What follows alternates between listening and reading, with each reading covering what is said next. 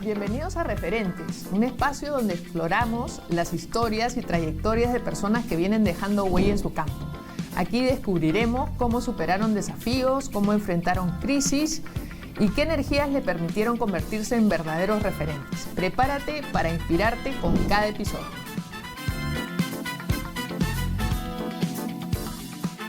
$15,000 personas que ven cada episodio. Solamente hay 250 personas que se han suscrito al canal. Necesitamos su apoyo para poder traer más invitados y de diferentes rubros. Es gratis, amigos. Esperamos que nos apoyen y nos vemos en un siguiente episodio. ¡Adiós! Hola amigos, bienvenidos al podcast Referentes. Soy Diana Raque, Headhunter y Coach, y el día de hoy tenemos nada menos a Santiago Rey. Bienvenido, Santiago. Muchas gracias por la invitación, Diana. Santiago es cofundador y Managing Partner de Diagonal, que es un family office basado en Estados Unidos con presencia en Perú. Tiene 8 años en JP Morgan, en Nueva York, liderando portafolios, y en Ginebra y en Nueva York, sobre todo portafolios de familias mexicanas. Director en Independiente Safi y líder de inversiones institucionales en BCP. También MBA en finanzas en la Universidad de Columbia en Nueva York y formación en la UPC. Es maratonista y guitarrista. Vive en Lima con su esposa y sus 3 hijos. Santiago, bienvenido pues a nuestro podcast Referentes. Estamos acá muy contentos de tenerte y sobre todo hablar de tu trayectoria, que es una trayectoria singular. No mucha gente puede decir que haya trabajado pues en Nueva York, en JP Morgan, habiendo tenido una trayectoria como la tuya y luego haber venido al Perú y decidirse quedar a vivir acá por una decisión familiar. Cuéntanos un poquito cómo fue que desde chico, que me has contado, tuviste siempre esas ganas de terminar trabajando en Nueva York, ahí en la mesa de trading y estando ahí como salen en las películas, tú te imaginabas todo eso y tú te propusiste lograrlo. ¿Y cómo así fue ese camino a llegar ahí? Sí. No, gracias, Diana, por la invitación. Feliz de estar acá.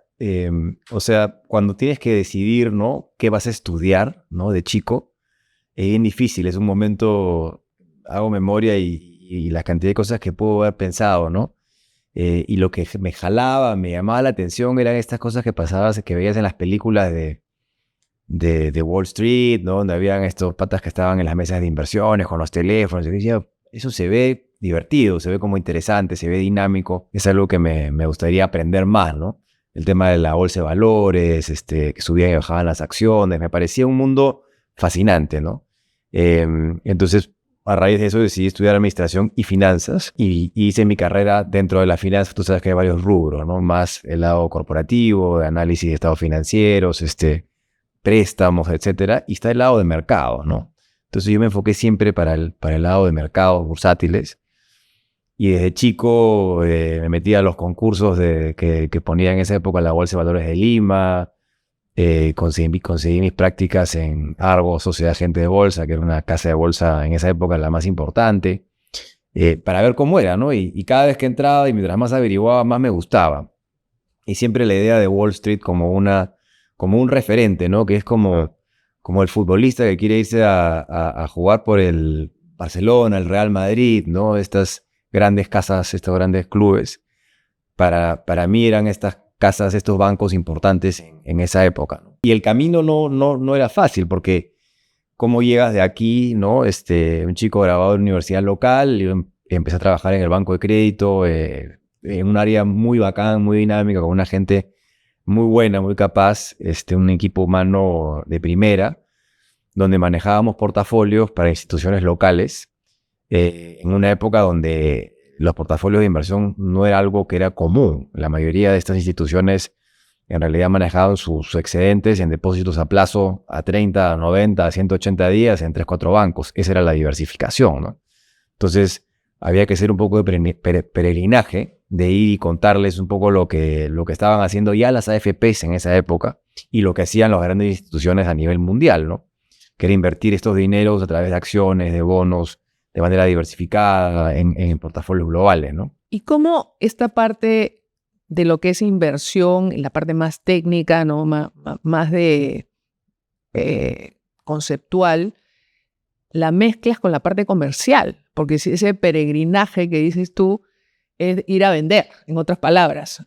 Claro, con una base, con un entorno global que te puede decir, mira lo que están haciendo en estos países, en otros países, acá nos estamos quedando, pero también tiene que ser convincente. También empezaste a adquirir ese talento de poder vender eso que tú manejabas, ¿no? Esos portafolios, etcétera. En la cancha, la verdad que, o sea, a mí me gustaba la parte de inversiones, pero había que hacer un poco de todo y me mandaron a hacer todo, o sea, desde hasta armar el sistema, me acuerdo en esa época que tampoco sabía nada de sistemas, y a venderle a estas instituciones grandes. He estado con gente del ejército, vendiéndole a generales o contándole a generales lo que hacíamos, almirantes en el lado de la marina, con gente de la FAP, con ONGs, con gerentes generales, y había que hacer lo que tenías que hacer, ¿no? Entonces, contando el cuento, contando la historia, logramos avanzar, y de ahí había que llegar a la oficina y armar el portafolio, hacer una propuesta,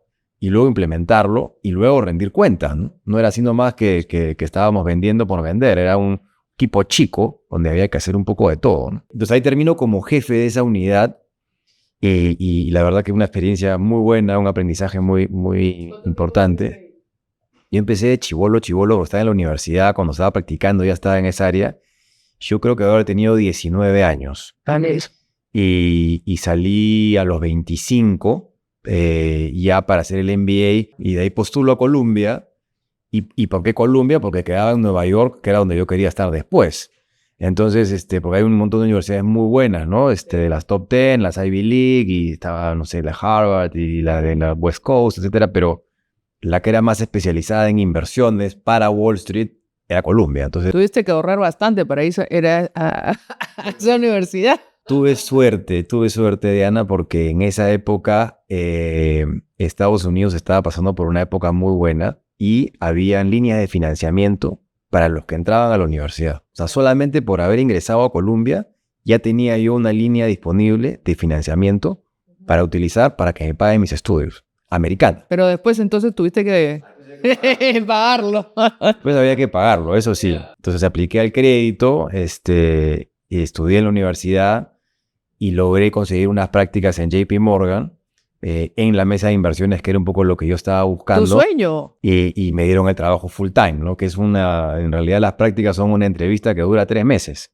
Porque esas 3 meses te están evaluando todo lo que haces, cómo te relacionas. Y es bien interesante porque es una dinámica totalmente distinta a la peruana.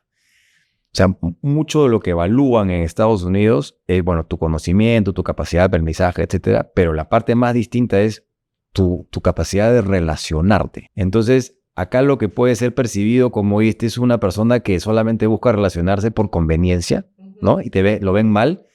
En los bancos, en las corporaciones americanas, es lo que están esperando de ti. Ah, mira tú. Es obvio. Es lógico y no tiene nada de malo. O sea, es lógico que tú quieres relacionarte con el jefe de allá o el jefe de acá porque estás buscando quedarte. Y esas personas lo reciben de manera positiva.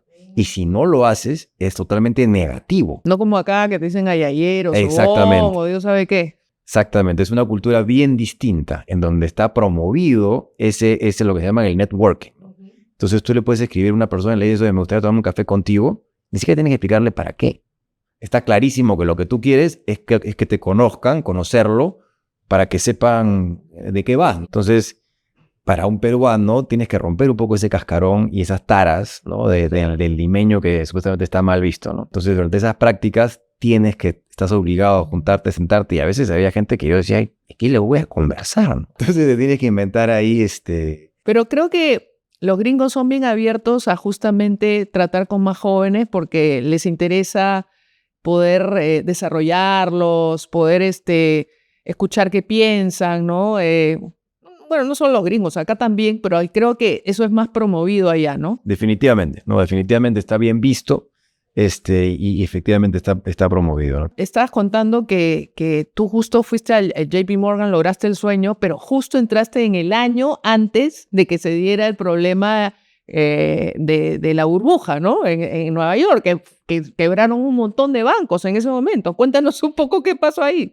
Sí, yo entro o sea, yo acabo el MBA en el 2007, y tenía, de hecho, mi oferta me la habían dado en el 2006. Y fuimos la clase, o sea, que se graduaba mejor pagada de la historia de Wall Street, ¿no? Porque cuando firmas para que te contrate te dan un signing bonus, un bono por entrar, ¿no? Por firmar, y un sueldo esperado, ¿no?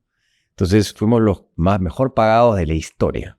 Entonces había un crecimiento boyante de las finanzas en esa época. Todo era libre, no había mucha regulación, entonces se habían proliferado los bancos tremendamente. Las empresas más grandes en el S&P 500 era la parte financiera, o sea, era todo un boom. Y empiezo a trabajar en el 2007, en agosto, y para septiembre, octubre ya empezaban a verse los problemas en la economía, ya empezaban a ver los primeros problemas de las hipotecas, y los financiadores de hipotecas estaban medio quebrando. Habían empresas que aseguraban a las hipotecas, que también empezaban a quebrar las aseguradoras, con lo cual hacía que los portafolios de quienes habían invertido en esos bonos se vean afectados. Y entonces empieza este espiral negativo que dura hasta el 2009. Entonces mi primer año de trabajo, año y medio de trabajo, fue durísimo, porque lo único que yo vi fue todo negativo. Y tenías esto, regresando al ejemplo de los clubes de fútbol, ¿no? Donde si tú estuvieras jugando por el equipo, por Real Madrid, digamos, y de repente el Barcelona desaparece, y desaparece el Milan, y desaparecen los principales clubes ingleses, tú dices, ahorita desaparece el mío también, ¿no? Y tú estás en un lugar alejado, supuestamente en este sueño, pero no es un sueño tan bonito, ¿no? Está pasando un montón de cosas. La mayoría de mis amigos se quedaron sin trabajo. Bueno, Lehman Brothers, que era uno de estos, como decirte, el Barcelona, digamos, quebró, ¿no? Desaparece, y toda la gente se tiene que ir a regresar a su país, los que eran extranjeros, ¿no? Y yo felizmente me quedé, o sea, yo logré quedarme en un banco de primer nivel, trabajando ahí y hacer una buena carrera, una carrera exitosa, ¿no? Qué bueno que te quedaste. ¿Y qué fue lo que hizo que quisieran que te quedaras? Porque poco a poco ya iban, creo que me has contado que ya iban así como por turnos, saliendo las primeras capas, las segundas capas, hasta que ya casi la tuya ya estaba por llegar, pero sin embargo algo pasó que hizo que permanecieras. O sea, efectivamente, son lo que le llaman las olas. Son olas de despido, ¿no? Round 1, round 2, y van saliendo, y estaban por la round 6, ¿no? Yo era el único MBA que habían contratado para la mesa de inversiones en el equipo de Latinoamérica, y era el primero de hacía muchos años atrás que no contrataban a nadie en la mesa de inversiones. Entonces, era un puesto relativamente singular, y empezaron a, digamos, sacar gente que era más por el lado de banqueros, que son los que llevan las relaciones, donde había más personas ahí, ¿no? Pero definitivamente, o sea, lo que tú estás buscando como banco es quedarte con los que generan negocios, ¿no? Y yo era todavía junior en esa época, y lo que hacía era básicamente apoyar en lo que podía, ¿no? Tratando el teléfono, mandando correos, y tratando de aguantar también los portafolios y esas respuestas a los clientes. Tenía una experiencia diferente en realidad, porque había venido de ya hacer venta, manejo de portafolios, inversiones, etc. Entonces tenía experiencia para manejar también clientes que estaban en ese momento muy nerviosos, ¿no? El mercado se cayó 50%. Pero felizmente en tu caso, fuiste para adelante. ¿Cuánto tiempo más te quedaste en el JP Morgan? Yo me quedo hasta el 2015 en JP Morgan. Y ahí ya terminé como head de la mesa de inversiones global. Tenía a mi cargo Ginebra y Nueva York, donde estaban toda la mesa, la gente de inversiones, ¿no? Que son los que asesoran directamente en materia de inversiones a los clientes. Yo lo cubría del mercado mexicano. Entonces fue una curva de aprendizaje súper interesante, tanto desde la crisis, ¿no? Porque ahí lo que manejábamos era las cosas más conservadoras, ¿no? Desde los T-bills, y de repente lo más simple que eran bonos, acciones. Y luego, cuando el mercado entra en una vorágine de crecimiento, empezamos con los bonos más de mercados emergentes, los más raros, los derivados, monedas, swaps, combinaciones, todo tipo de fondos, private equity, venture. O sea, terminas empapado de todo. Es una experiencia no solamente interesante porque ves diferentes asset classes o tipos de activos, sino que ves el mismo tipo de activo o diferentes tipos de activos en la misma hora. O sea, tú puedes colgar una llamada telefónica con un cliente hablando solamente de acciones y específicamente de una acción, Estás hablando de Google y la siguiente llamada es un tipo que quiere hacer un forward a 3 meses, 6 meses o 9 meses sobre el peso mexicano. Y te pregunta cómo está el peso mexicano y cómo lo ves contra la corona noruega. Tienes que estar todo el día viendo y finalmente empiezas a entender muy bien también cómo se relacionan esos activos entre sí. Todo está relacionado. Todo está relacionado. Entonces, si estás subiendo por acá, empiezas a ver por qué, dónde está la oportunidad por el otro lado, ¿no? Si todo se cae por aquí, empiezas a entender qué debería estar pasando acá. Entonces, es una experiencia Un aprendizaje bien bacán. increíble en lo que estuviste ahí en JP Morgan. Pero generalmente cuando la gente trabaja en banca de inversión, he conocido varios casos de gente amiga, es muy duro porque la inversión en tiempo, la presión, o sea, estás algunos años en eso, pero después ya tratas de buscar algo cuando tienes una familia y tal, algo más tranquilo, ¿no? Me imagino que algo así parecido te pasó a ti, también regresar a tu país, no sé cómo fue en tu caso. Sí, o sea, yo pasé a ser jefe. Y eso también fue algo que busqué, ¿no? Porque no solamente es, o sea, la experiencia en la mesa es interesantísima, aprendes muchísimo y hay un momento en que tu curva de aprendizaje se empieza a frenar, ¿no? Ya dominas de cierta manera el mundo de inversiones y el mundo de ser jefe es diferente, ¿no? Y ser un manager en una compañía americana, etcétera, implica también un conocimiento diferente de cómo funciona detrás de las bambalinas. Yo te digo que para mí fue muy gracioso porque es como que la pared, donde está la pared no está la pared, está más atrás, porque más atrás es donde suceden las cosas. Entonces tú piensas que el cuarto tiene solamente lo que ves acá. No, atrás hay mucho más cosas que uno no ve. Y eso es lo que saben los managers, ¿no? ¿Cómo qué, por ejemplo? Como cómo se paga, cómo se reparten los bonos, los incentivos detrás de cada producto que se ofrece, cada fondo que se ofrece, las comisiones, los conflictos de interés. O sea, hay muchísimas cosas que uno tiene que uno empieza a aprender y a ver que no están dentro de tu panorama cuando estás, como dicen en el mercado, Wall Street, te hablas mucho de los soldados, los troops, los soldados y los generales, ¿no? Lo que sabe el general no lo sabe el soldado. ¿Y cuántos tipos tuviste de soldado y cuánto de general? Yo estuve 8 años en JP Morgan, habrán sido 5 y 3 más o menos. Ya. 5 de soldado, 3 del otro lado. Después de que ya también ya casi te vuelves más que general, no sé qué sería. No. ¿Qué hiciste? O sea, también, o sea, al rato también, esa curva se aplana más rápido. Ya. Y lo que te queda por seguir aprendiendo es la parte política. Ok. En el manejo, porque hay mucha política dentro. Mucha política hay en todas partes, pero no crean que en las empresas privadas no hay política. Y en estas empresas enormes, bancos gigantes, más todavía. Así es tan grande el banco, los bancos en general son tan grandes que hay mucha política, ¿no?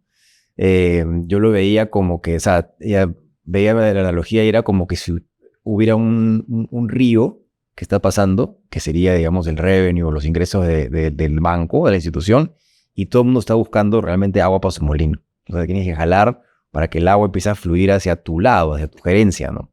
Entonces tienes que influir en los otros lados para que te den esa agua a ti y tú tengas ese control. O sea, un poco lo veía, fue mi alucinada mi analogía, ¿no?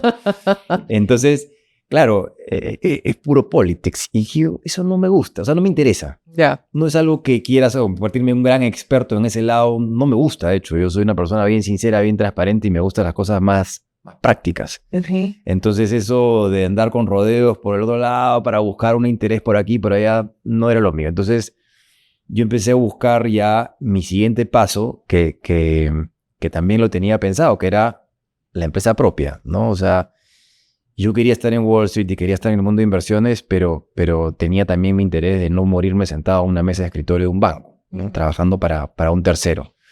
Entonces, cuando ya sentía que tenía esto, de cierta manera, más tranquilo en términos de aprendizaje y mis hijos empezaban a crecer, estaba en Estados Unidos, culturalmente me gusta más la familia, lo que había vivido yo de chico, ¿no? Estar rodeado de primos, de mis tíos, de mis abuelos, de mis padres. Quería que mis hijos tengan algo más parecido a eso, a que estén en una sociedad que es un poco más fría, ¿no? Claro, y Nueva York peor todavía. La cosa es más difícil. Y en general, ¿no? Aparte que en la banca es muy competitivo todo. Nueva York todavía es un sitio, un lugar que puedes ser bien, bien difícil. Yo viví en Nueva York en los 80s, fue mi primer trabajo. Trabajé en el Banco de Crédito del Perú, tenían una oficina ahí. Y bueno, yo la verdad es que agradezco mucho al Banco de Crédito en esa época porque fue una buena escuela. Pero después de 3 años en Nueva York dije, está suficiente vivir en Nueva York.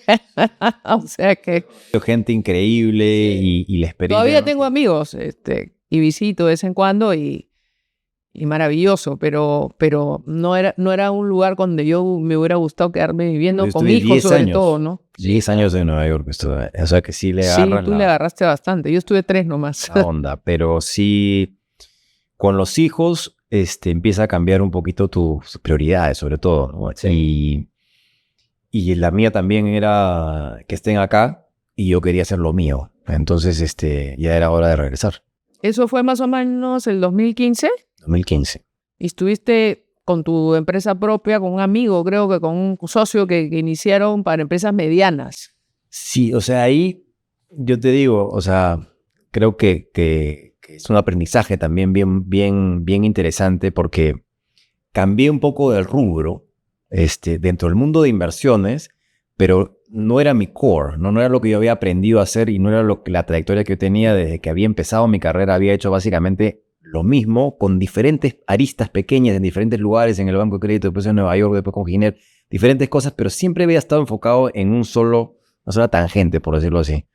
Y luego entro a un mundo donde lo que estábamos buscando era levantar dinero de fondos mutuos, compañías de seguros o AFPs locales para prestárselo a la mediana empresa, que es un mundo más de banca corporativa, más de análisis crediticio, que no era mi expertise, ¿no? Sin embargo, hay una relación y fue un aprendizaje de ese mundo que siempre sirve y me ha servido después para otros negocios que hemos armado. Pero esa curva de aprendizaje es dolorosa, sobre todo cuando ya tienes tú una expertise, ¿no? Uh-huh.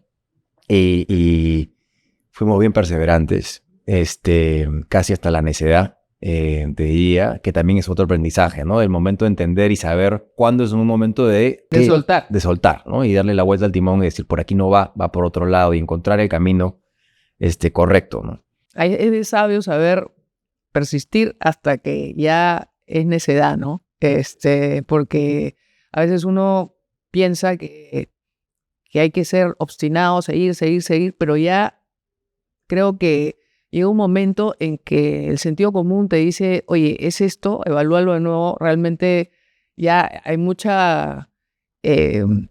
es muy demandante todo esto lo que estoy haciendo para el retorno que estoy recibiendo, ya no vale la pena continuar, pero es difícil soltar, porque cuando sueltas, un poco como la bolsa, ¿no? Es un poco como la bolsa, no quieres vender porque, ¿no? Vas a perder, pero si no vendes, pues puede ser que pierdas más, eso es un poquito lo mismo en momentos, ¿no? Es parecido y cuando ahora que mencionas la bolsa, yo me siento muy cómodo con lo que tú estás diciendo, por ejemplo, pero porque tengo la experiencia, ¿no es cierto? Entonces, para mí es muy fácil saber, no digo que sea fácil, pero sí tengo la experiencia suficiente y me ha pasado en varias ocasiones y ya lo tengo más o menos, tengo una política de venta, etcétera, donde debes decir hasta acá nomás y cortar esas pérdidas y en qué no invertir para no verte en esa situación. Entonces, que muchas veces no es en lo que inviertes, sino en lo que dejas de invertir, ¿no? Entonces, cortar ese tipo de inversiones donde te podría pasar algo así es importantísimo. En este caso era nuevo, ¿no? Era una experiencia nueva, un expertise nuevo, y sí teníamos mucho viento en contra. Ahora, la idea era tan linda, porque la idea era desarrollar el mercado de capitales local, era una idea soñadora, con un montón de propósito, que nos ayudaba a seguir empujando el carrito, pero sí, pues tienes que ver, el viento venía en contra y fuerte, o sea, no era una buena idea. Bueno, la pandemia nos trajo sorpresas a todo el mundo y hizo cosas para unos más favorables que para otros. En tu caso, ¿cómo fue el impacto que te trajo la pandemia? La pandemia me hizo repensar y replantear un montón de cosas. De hecho, me hace hacer un cambio importantísimo en lo que veníamos persiguiendo, ¿no? Este negocio. Y ese negocio se trunca, ¿no? Porque no había quien financie ni a quién financiar. Y en pensar y repensar qué cosa es lo que debería hacer y por dónde ir, ¿no? Y es donde regreso a lo que yo sabía hacer, ¿no? Lo que había hecho toda mi vida, que era en verdad invertir dinero en portafolios de inversión globales, ¿no? Toda mi trayectoria había sido eso, ¿no? Entonces, hablando con un amigo, me dice, oye, Santiago, esto es lo que tú sabes hacer, ¿por qué no haces esto? Ayuda a la gente, ayuda a familias peruanas a invertir su dinero, a invertirlo de manera correcta. La gente necesita un montón de ayuda, necesita ayuda para tomar las decisiones correctas de qué comprar, qué no comprar, y tú sabes más que la mayoría de personas que están en este país. No tienen la trayectoria que tú tienes, no han trabajado donde tú has trabajado. Entonces aprovecha eso y ayuda a la gente, ¿no? Entonces, hay un libro bien interesante que se llama Zero to One, ¿no? De 0 a 1, que lo escribe Peter Thiel. Y básicamente lo que te dice ese libro es, no, cuando tú tienes una idea, eso es un proyecto, ¿no? Cuando tienes un cliente, eso es un negocio, ¿no? Entonces ese es el 0, es el proyecto, y el 1 es el negocio. Y una vez que tienes un cliente o $1 por lo menos de ingreso, lo que te queda después es simplemente crecerlo, ¿no? Y esa es la gran diferencia de 0, porque 0 multiplicado por infinito es 0. Entonces no importa cuándo crezca 0, si tienes 0, está fregado. Entonces empiezo a buscar a una familia para ayudarla, ¿no? Y digo, y si yo consigo una familia que quiera que yo los ayude, entonces es posible que haya una oportunidad para hacer esto, ¿no? Entonces era en plena pandemia, así que no es que me podía juntar con alguien a tomar un café. Estábamos totalmente encerrados. Esto es marzo-abril del 2020, ¿no? Entonces hablo con una familia y por teléfono y por Zoom, finalmente los empiezo a ayudar a manejar su portafolio, en un portafolio que venía golpeado por la caída de la crisis. Tenía muchos bonos latinoamericanos, por ejemplo, que se habían golpeado durísimo. Y dada mi experiencia de la crisis financiera del 2008, ¿no? 2007, 2008, 2009, había muchas similitudes que tú veías, ¿no? De cómo se estaban afectando los portafolios de riesgo y lo que venía después. O sea, yo había visto cómo se caían las cosas y cómo subían después, ¿no? Entonces, nos adelantamos un poco a eso y decidimos vender toda la porción de bonos latinoamericanos y de mercados emergentes y comprar todo en acciones americanas, ¿no? Nos dimos la vuelta y efectivamente las acciones americanas rebotaron inmediatamente y los bonos latinoamericanos, algunos quebraron y otros rebotaron tarde, mal y nunca, ¿no? Entonces, aprovechaste el aprendizaje que tuviste en la burbuja. Fue todo un reto. Entiendo que ahora estás ya en diagonal. Claro, ya con ese cliente, con ese one, empiezo a traer otros clientes y me junto con un amigo mío de toda la vida que tenía trayectoria espectacular en banca americana también, en Morgan Stanley, que está basado en Estados Unidos, y él trae a la mesa una compañía americana de asesoría de inversiones que el día de hoy manejan $50,000 millones y nos vemos socios los tres. Entonces ese family office de yo sentado en mi biblioteca con un cliente se ha convertido el día de hoy en una oficina de asesoría que está basada en Estados Unidos. Estamos regulados por el gobierno americano. Tenemos una oficina de representación acá en Lima y ayudamos a familias peruanas principalmente, pero también tenemos algunos que están basados en Estados Unidos, familias americanas, familias ecuatorianas, mexicanas, en general en la región, y los ayudamos a tomar las mejores decisiones de inversión dentro de los bancos de su preferencia. Entonces, esta es una industria o es una oficina que surge principalmente para romper los conflictos de interés de los bancos, ¿ya? Porque el banco es juez y parte de cierta manera. O sea, el asesor, tu banquero, es también el que distribuye el mismo producto que te está vendiendo, ¿no? Entonces, intrínsecamente tiene un conflicto porque cada uno de esos productos tiene una rentabilidad para el banco. El cliente va a recibir su rentabilidad efectivamente, pero el banco tiene una comisión por vender también el producto que no es propio, y cuando es propio más. Y el banquero lo sabe y algunas veces está compensado por eso, ¿no? Ya sea su bono, los objetivos, etc. Entonces, los portafolios de inversión ofrecidos 100% por los bancos suelen ser subóptimos porque hay un conflicto. Entonces, no te pueden dar lo que es 100% mejor para ti y a veces tampoco te deberían dar lo que es 100% mejor para el banco. Y suele ser una simbiosis, ¿no? Donde hay un poco para ti y un poco para el otro lado. Nosotros lo que buscamos es aprovechar esas plataformas muy buenas de los mejores bancos del mundo, que tienen muy buenas custodias, muy buenos productos, y ayudar a los clientes a seleccionar de manera independiente y sin ningún conflicto los mejores productos que están dentro de los bancos. Claro, porque mucha gente cree que por más de que ustedes están respaldados, ¿no? por Sanctuary, me parece que es un banco, es una oficina de asesoría, no pueden trabajar con bancos grandes como el JP Morgan o el Morgan Stanley o el Citibank o lo que fuera. Ustedes sí pueden trabajar con esos mismos bancos que ellos sienten que se sienten más confiados, pero trabajar con una experiencia, digamos, independiente a los mismos que están dentro del banco. Entiendo que eso es lo que has dicho. El mejor ejemplo para mí es el del taller de mecánica. ¿Ok? Los talleres de mecánica tienen una estructura similar a el del banco, donde tienes productos, servicios dentro del taller de mecánica y tienes un asesor. Y digo la mecánica porque es muy difícil entender la parte de mecánica para la mayoría de nosotros, ¿no? Igual pasa con las inversiones. Uno más o menos entiende por criterio, pero no llega a conocer realmente cómo funciona el mundo de inversiones. Entonces tú vas al taller de mecánica y te dicen, oye, hay que cambiar esto de los frenos, esta cosa del motor, esta manguera, este cable.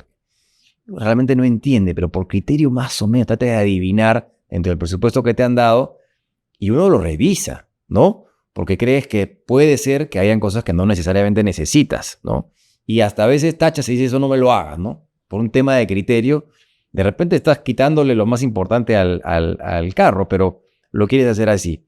¿Por qué quieres hacer eso? Porque sabes que está conflictuado el que te asesora. Y que cada cosa que te ofrece y cada cambio va a su favor, ¿no es cierto? Si pudieran cambiarte el carro entero, por ello es mejor. Entonces, si tú pudieras ir a ese taller de mecánica, que de repente es el taller de la marca, donde están los mejores productos para tu carro, las mejores máquinas, el mejor servicio para tu auto, pero vas con un mecánico amigo, cercano, que trabaja para ti, y que esa persona te ayude a tomar las mejores decisiones de cambio en tu automóvil, estarías seguro de que tienes el precio correcto, ¿no? El carro afinado a la mejor posibilidad y tú te vas mucho más tranquilo. Sobre todo sabiendo que ese mecánico pues, es un mecánico que tiene gran experiencia, habiendo trabajado en las grandes ligas, casi la Champions. Oye, bueno, ahora vamos a entrar a nuestro segmento de energía. Y la energía, ¿qué evoca para ti la energía del fuego? Que es esa ir hacia adelante, la motivación, el impulso a lograr los objetivos. Algo así que te venga a la mente. Bueno, el día de hoy mi familia, ¿no? Mis hijos, mi esposa, siempre queriendo lo mejor para ellos y también ser ejemplo, ¿no? Ser ejemplo de trabajo, de esfuerzo, de perseverancia, es un poco lo que me gusta dejar. Genial. ¿Y qué te evoca la energía del agua? Que es justamente de escuchar, de conciliar, de ser solidario, de ayudar a los demás.